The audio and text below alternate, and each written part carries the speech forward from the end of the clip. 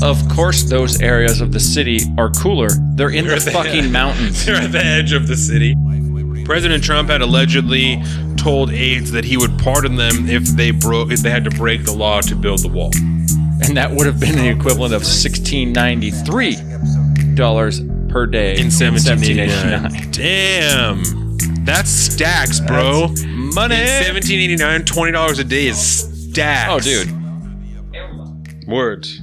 Thank you for joining us. This is Salt of the Streets pre-show, episode 68. Pre-show, live stream.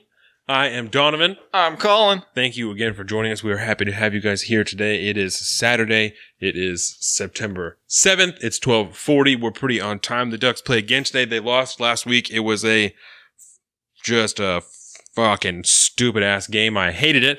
But that's all right. We'll come back. Anyway, thank you again for joining us. We're happy to have you here on the Facebook live stream on Salt of the Streets. We have our Instagram at Salt of the Streets. We have our YouTube at Salt of the Streets. You can find all of our podcasts and all these pre-shows and stuff like that. You can find that anywhere that you find a podcast or on our SoundCloud. We have our personal social medias. I am at Salt of the Street on Twitter and at alpaca_Donovan on Instagram. He's at Big Bird Offie on both of those things. That is it. We're balling out here. How the fuck are you? What did you eat today before we got here? I made an epic breakfast scramble. Scramble? What was scramble? Potatoes, sausage, mushrooms, garlic, kale, a bunch of seasonings. I put like dill and tarragon and paprika, Jordan loves dill. Turmeric. It was quite tasty. Interesting. It feels like a brick in my stomach right now, though. Yeah. That's a heavy meal. And I made a lot of it and purposely just shoved as much of it in there as possible. Is that what Carolina was eating when I got here? Yeah. We had pancakes this morning. Controversial pancake. Jordan wanted pancakes last night, but I had done all that gravel and I was like, all I want is chicken nuggets from Burger King. So that's what I was so hungry that I ate. Oh yeah. I ate a lot of food. So I did that. So this morning we had pancakes and we had fucking sausage and we had hash browns, chocolate milk from a Vitamins. It was delicious. That's why I have chocolate milk every morning. Dude. To, take all my vitamins and stuff before I go to work. That's so funny. That's the way to do it. I went out yesterday afternoon to go do a site visit and go over some engineering stuff with some people. And my crew was out there working, and I was like, man, it's Friday. I'm going to be nice. I'm going to stop at the store. I'm going to get him something to drink and a little snack and just bring him out there. And one of the guys, he's he's a younger kid, and they're all about the energy drink lifestyle, and they drink this, I want to say Mountain Dew makes it. It's called Gamer Fuel or Game Fuel or something like that. Okay. Yeah, it is what it is. But he was easy. And then the crew chief is much older than me, and I've never really seen him drink soda or anything, and I couldn't think about it, so I called the young gun. I was like, hey, young gun, real quick, super on the down low, don't let him know what's up. What kind of drink does this guy like? He's like, oh, fucking chocolate milk. He just instead of having a soda, he'll have a chocolate milk once a day. Chocolate milk is bomb, dude. It really is. You can't argue against it. Well, when I started drinking chocolate milk again, I used to do breakfast essentials in the morning. Oh, yeah. And then I was at Costco and I compared the Nesquik and the breakfast essentials, and the vitamins are comparable, and there's a little bit less sugar in Nesquik than there is in breakfast essentials. That makes sense, though, I think.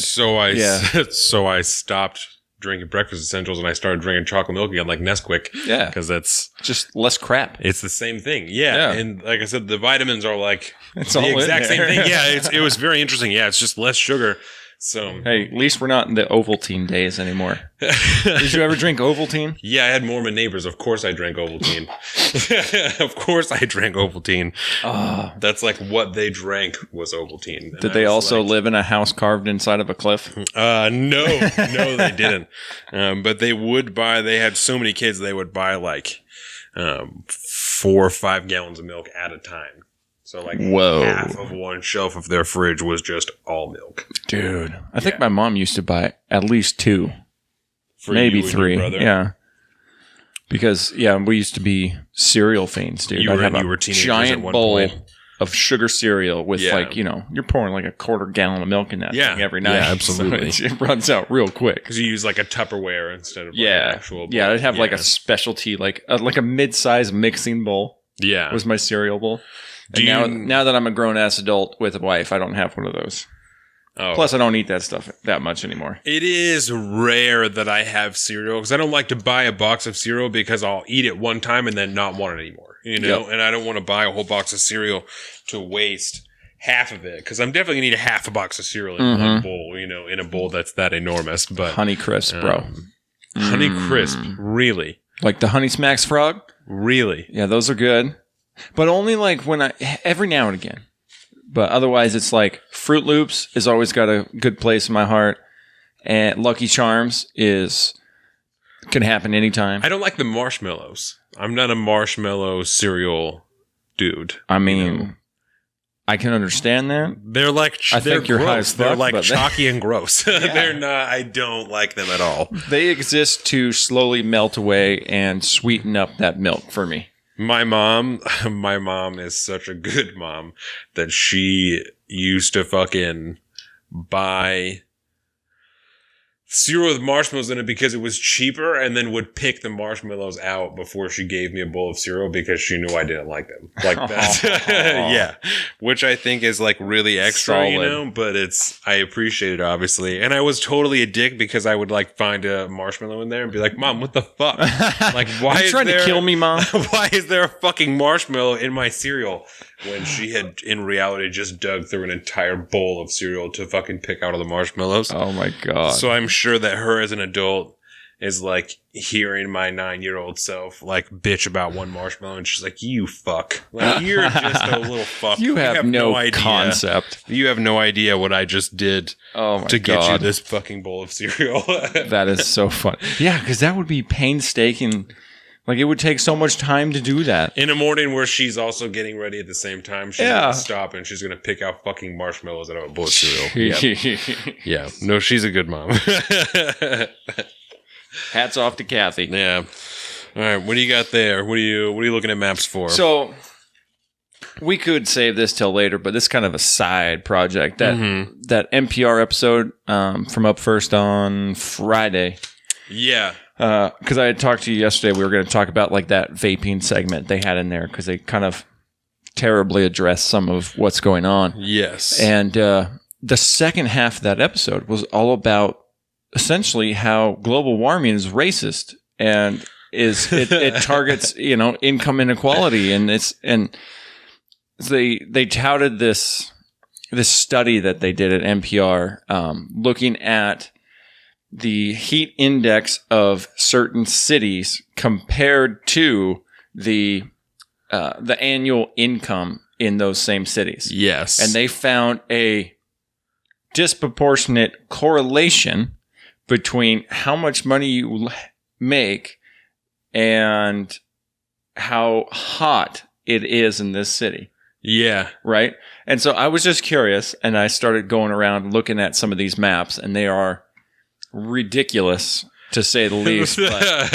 And I have here for you a map of the city of Oakland, California, right?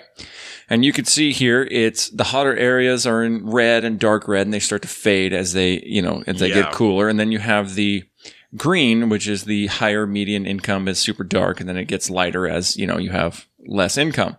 And you will see that there is disproportionately a hotter area in the lowest income areas of a city. Yeah. Okay. That makes sense to somebody like me, right? Because inner cities, as kind of a general rule, are kind of where low income neighborhoods are. Yeah. They're older parts of town. They're brick buildings. People probably, you know, either the buildings aren't equipped to be able to handle AC or people can't afford to pay for AC because it is super expensive.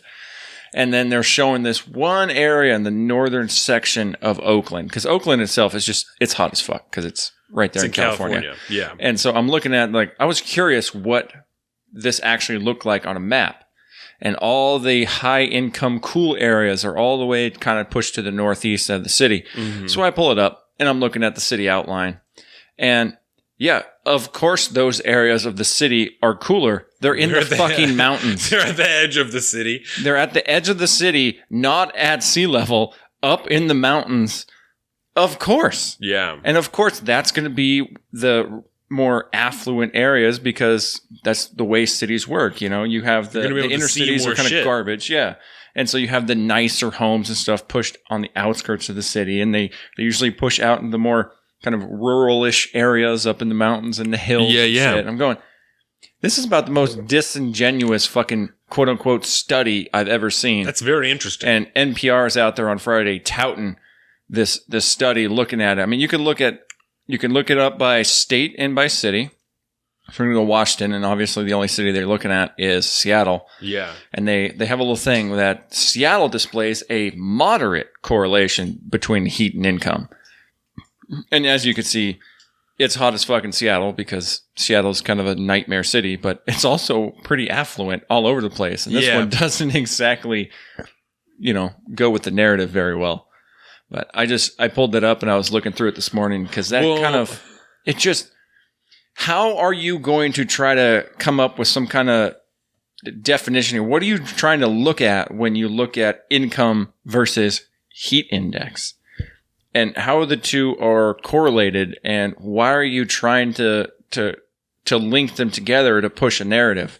Well, and it also doesn't seem weird to me that, I mean, air conditioning is an expensive thing to have, because either it's running through your electricity or whatever, however the fuck people have different AC units, but it's expensive to do that, especially like the bigger house you have, or if you live in an apartment building, for them to have AC to cool the apartment building is going to be super expensive, which is going to raise your rent a lot. Yeah. So that's like it's almost like a perk, like a lot of apartments don't come with AC. Like it's a perk. They have heat. So you have to have heat, but they don't have to have AC, you know? So and it just makes sense that in older, worn down districts of inner cities like that, the infrastructure is old as shit. And, it's obviously that's kind of where in most cities the lower income people live, is in the older, more dilapidated parts of the city that are not going to be up to the highest standards of, cooling technology. Right. And it just seems like, why is this a story? It makes sense on like a common sense level. I don't know how you're going to tie. Because the weather attacks poor people, Colin. Yeah, I mean, it fits in the narrative of the Green New Deal, which doesn't surprise me whatsoever. Yeah. So I had saw that. I think that is very interesting. It just fucking pissed me off. Everything's been pissing me off this week. I will tell you. I'm happy you did more research into it, because I heard it and I didn't give much credence to it, because I was like, this seems like a pointless thing to be discussing that. Because like I said, it made sense to me. Like, well, if you don't have as much money, you're not going to have AC. Like that's just how that's going to work. And that's why there's, all these fucking life hacks and Pinterest things online to like take a cooler and put ice in it and fans and cut a hole in the bottom and whatever the fuck to like make an AC, Yeah, just don't use dry ice because you'll kill yourself. So but that's interesting. Yeah, I just right there, because I was taking some additional notes on that vaping segment they did, and I heard that again, and I was like, oh, that's right, this pissed me off. I'm gonna look this up real quick. Which I also found interesting, because that only one time did they mention that a majority of these people getting sick have been purchasing black market THC cartridges. One time. And it was an offhanded remark. Which I thought was really weird, because this whole time I thought they're talking about like these. And it's right. And they kept saying jewels. And I was like, they must just be using that as like an all encompassing thing. So I'm thinking of people using like, fucking, what do they call them? The mods, with the big tanks and the fucking, and I'm like, well, no shit, you're getting sick. You're filling your whole lung with just condensed fucking vapor that's not meant to be breathed in. I'm like, so no shit, you're getting sick.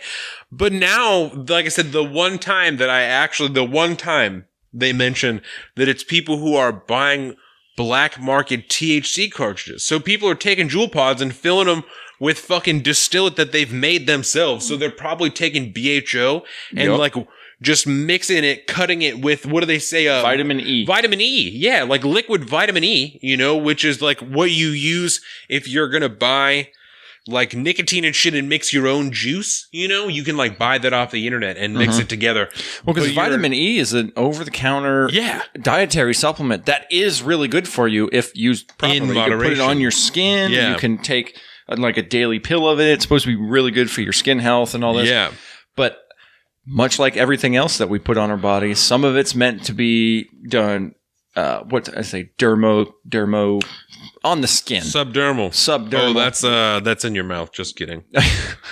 No, that's sublingual. Sublingual. Yeah. That's underneath the tongue. Thing. It's a interdermal, transdermal. There you go. So it absorbs into the bloodstream through your skin, which is like, if you buy like some of those ointment creams and stuff that are medicated, that's how they work. And you obviously aren't going to take a spoonful of that and eat it because obviously it doesn't work that way and you're going to make yourself real sick. So to smoke it is not good for you. No. It's like, imagine that. Yeah. Surprise, surprise. So I think this is a really good example of like really fucked up, horrible reporting through the media because like I had been tracking this and it still was never explained that it wasn't just people who were fucking vaping. It's people using fucked up shit cartridge, like dab cartridges they didn't buy in a store. Yep. Like they're not being made by an actual retailer or someone who's selling shit. They're just people in their house filling cartridges with whatever they've made and selling them to people.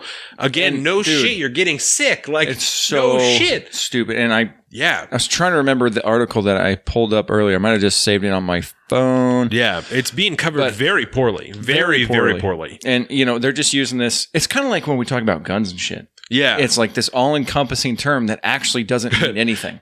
Juul is the assault rifle of the vaping world. Is what it is. That Juul just is an all-encompassing term.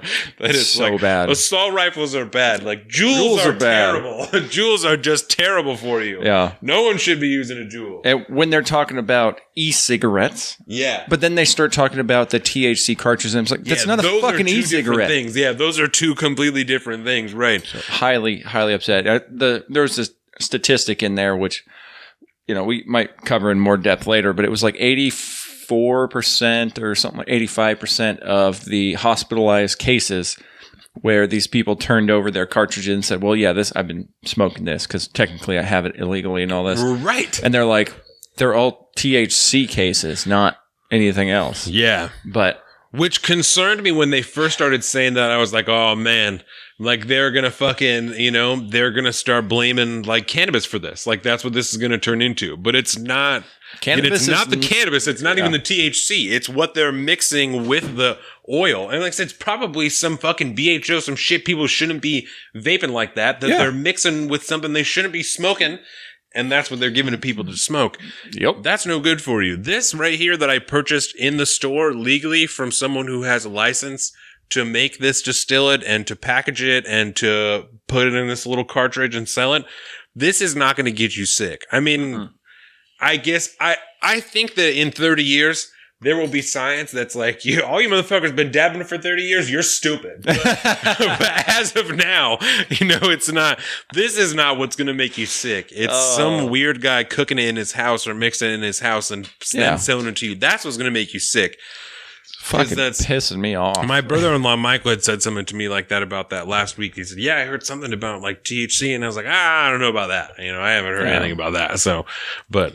yeah, the one offhanded remark about it being a homemade THC cartridge is what people are smoking. Yeah, which we're going to talk another offhanded remark just thrown into the subtext during another bullshit interview from another mainstream media outlet later in the show. Let's do it. All right. Yeah, because when we talk about that Walmart episode from the Daily. Oh. Dude, I have...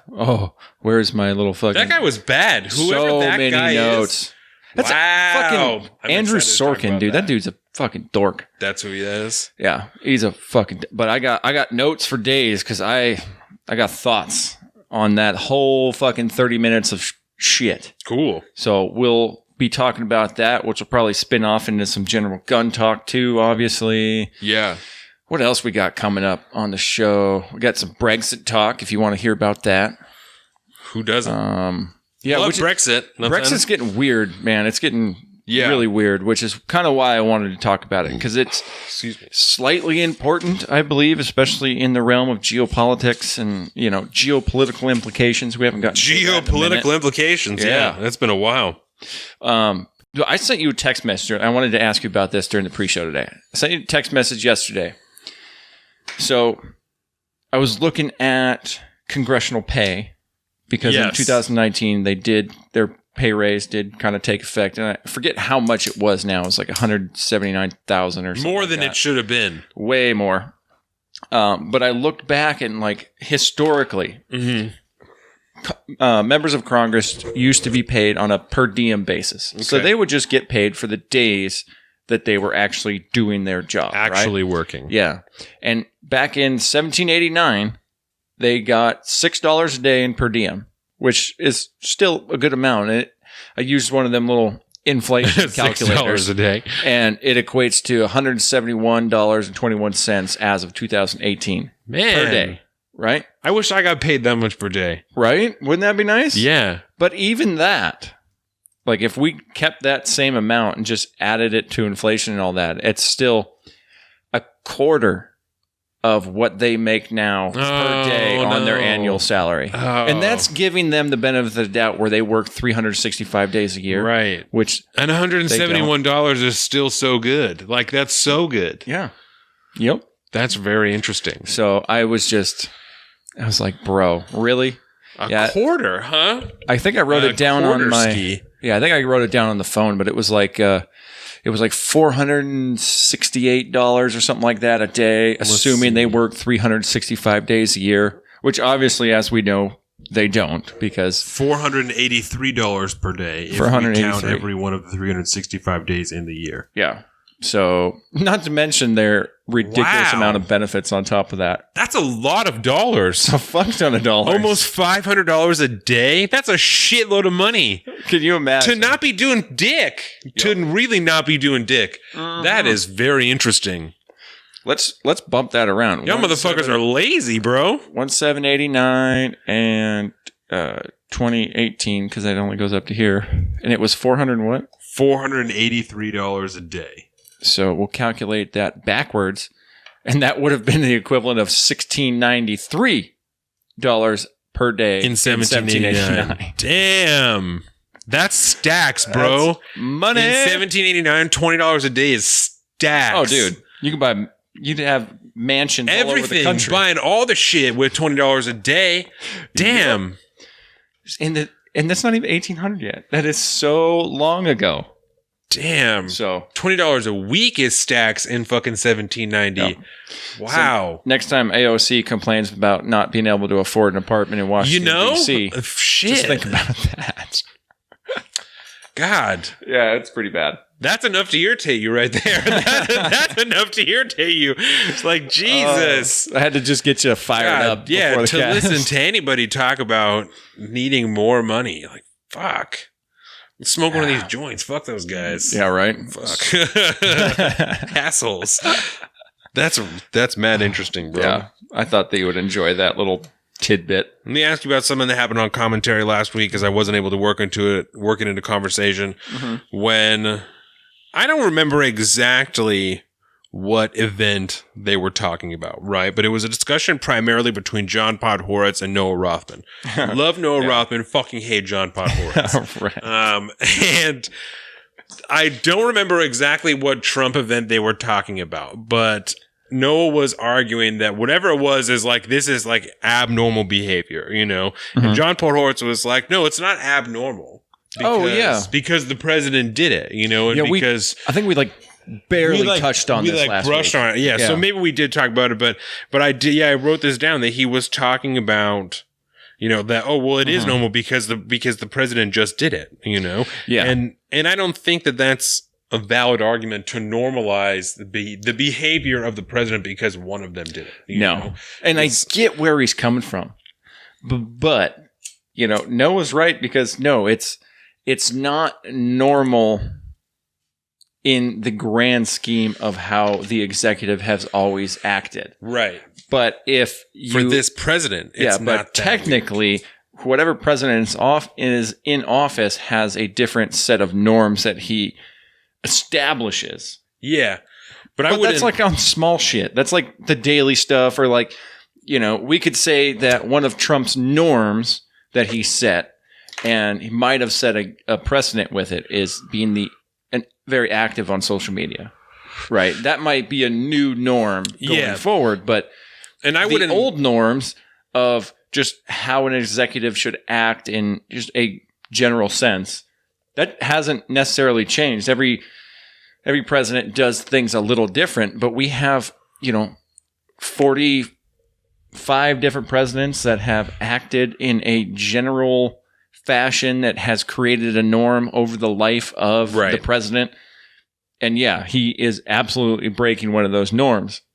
And why John Podhoretz felt like that was the hill he wanted to die on is beyond me, because it makes no logical sense. I can see that, like you said, this is the norm for this president, but this is not by any means the new presidential norm, know? And those are two very different things, and I feel like he was trying to win on a technicality. Yeah. You know what I mean? And I heard I heard something similar when I was listening to Pod Save America this week, and it was just John Lovitz and then this woman, Alyssa Mastromonaco. Did you listen to this episode? It was just, no. And I haven't listened to Shapiro all week. I haven't listened to any of that stuff all week. Just our normal dailies. They were responding to a report that said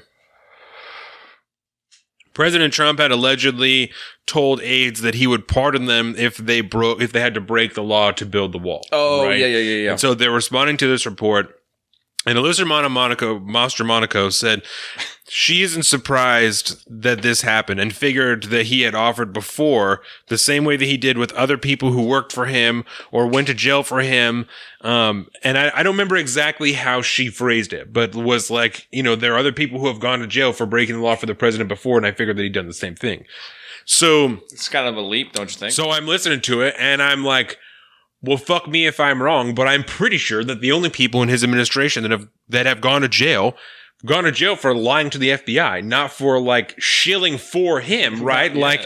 Like Michael Flynn lied to the FBI about talking to the Russians. Yep. Was it Rick Gates? Is that Paul Manafort? Paul Manafort. I was like, there's a couple. Yeah, no. Could be going here. Paul Manafort lied to the FBI and like has weird ties with like monetary shit that was prior to his involvement with the president, back during the presidential run in Ukraine, and right. So these people, but not for like shilling for the president. You know what I'm saying? They're dirty on their own. So. But then she talked about how she felt like this is going to go, it's gone unnoticed because of like the other things that have happened. And that I felt like she was correct about, right?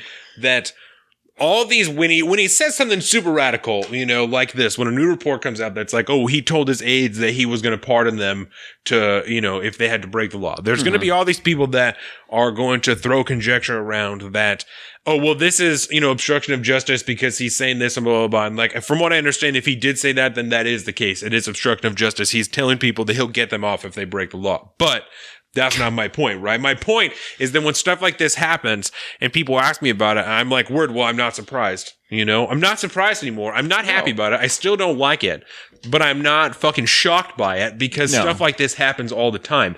That I think is correct. And I don't even give it that much unfortunate import when he says shit like that. Cause you're like, he just says dumbass shit every day.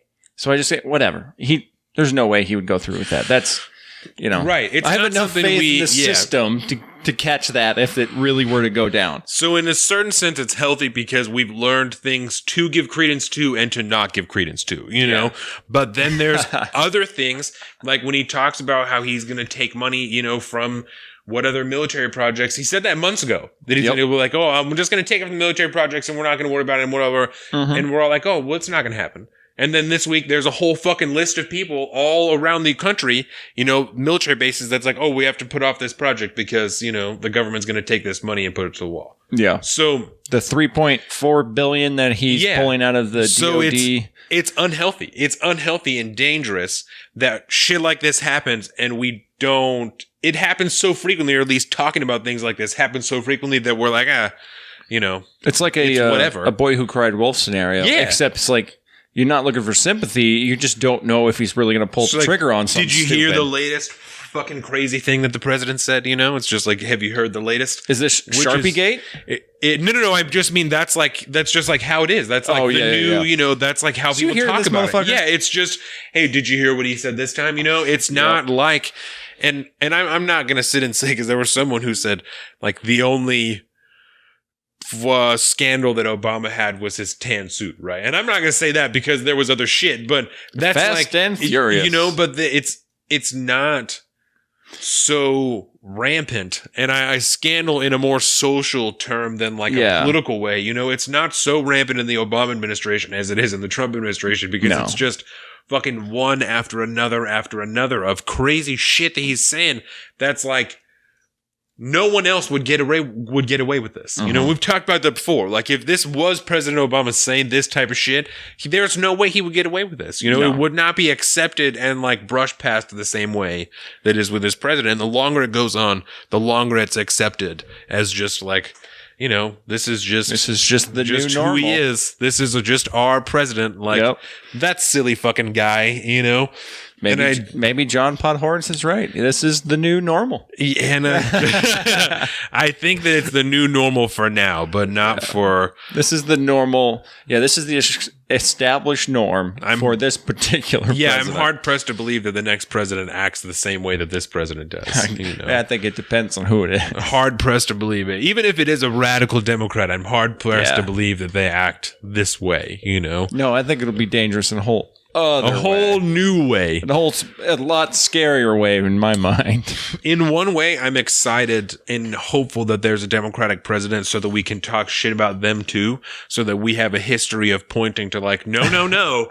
It's not just because they're a Democrat, because we shit on this guy too. Yeah, we shit on all the presidents. Yeah, I'm excited for us to have a little bit bigger history of shitting on everyone. I'll be really, really excited and honestly excited if Andrew Yang becomes president. Dude, Yang 2020, then right? I'm in the Yang gang now at this point, dude. One of the things that really How do I get a shirt? Just go and buy one. I bet you can buy one online. I want one of those, the math shirts. I like this math thing. One of the things that gave him points, in my opinion, I just told Jordan this morning, was I was listening to one of his interviews fucking somewhere, and he was talking about his freedom dividend, and they're like, why do you think this is a good idea, and blah, blah, blah. And he was like, well, my wife stays at home with 2 kids and one of them has autism. And he was like, our current economy is telling us that her work is worth nothing, and he's like, and we know that is not the case, that her work is arguably worth more than my work. Mm-hmm. She's not getting any money for that. That is not how this should be, and there's certainly, you can apply, like, you can go and you can apply to like put in paperwork so that you can get benefits for your kid, disability benefits that can go to you for being the guardian for your kid. But you have to go and like apply to be the legal guardian of your own child. Yeah. So as to like receive a government handout to, to be taking care of your kid. It's you're having your kid apply for disability essentially. And then you get the, as legal guardian, who obviously is the only caretaker they can have. If you're in that situation, you get the benefits to take care of them. Yeah. So I appreciate that part of it, the realm that he's coming from. He's like, these people that are staying at home, that are taking care of our children, deserve to know that their work is being valued, because my job, I work all the time. I work fucking all the time, but I think that Jordan's job staying at home is harder than my job is. I think so. I know mine is, it's not even more time consuming because we do that job continuously even after I get home, it's mine has monetary value in the eyes of the economy, but her job is harder than mine. To stay at home and be with Dax all day, it's way harder than my job being at work, and it's not. And that's what I like about it, because he frames it as an investment into the citizenry. Yeah. And there's a lot of people that do just, stay at home parents are like the perfect example, because that job, if you just call it a job, not in the traditional sense, but that job allows a cohesive family unit to continue operating while you are out. In this case, you're out participating in the economy aspect of it.